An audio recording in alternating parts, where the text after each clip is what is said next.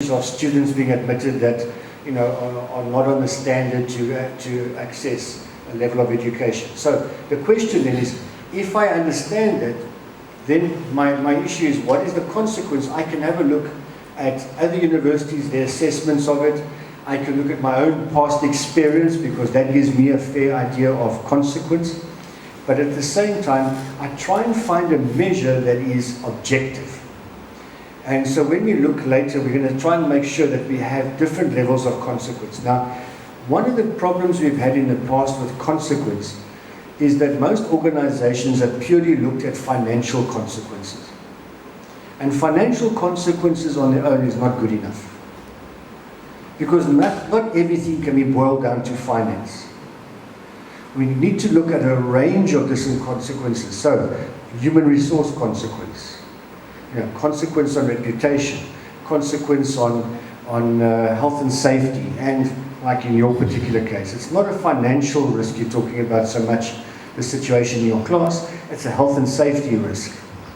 But it also is a risk based on performance, right? Because you're not going to achieve, people who are sitting and fainting and not concentrating are not going to achieve at the same level as someone who's sitting in an air-conditioned classroom.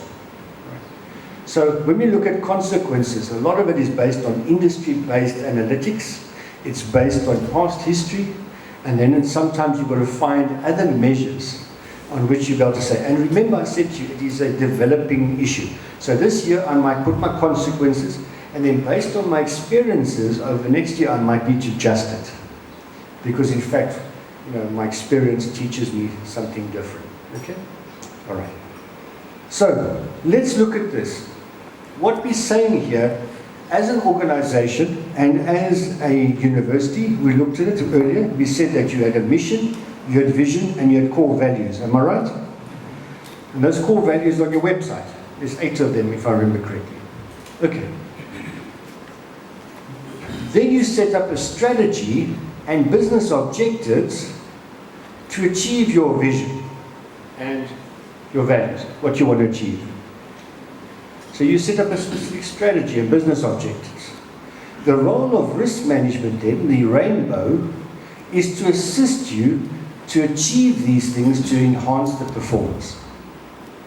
That's the role of risk management. Okay?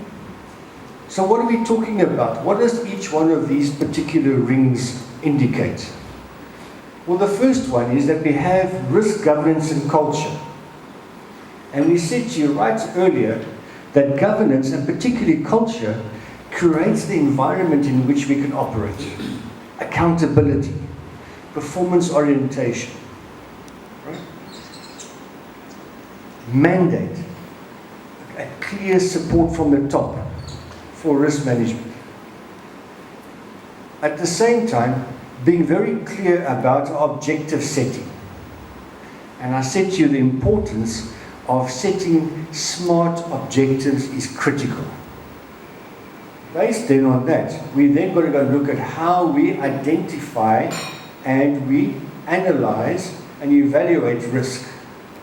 We then need to make sure that that information about the risk is communicated at the right level, at the right time, to do what?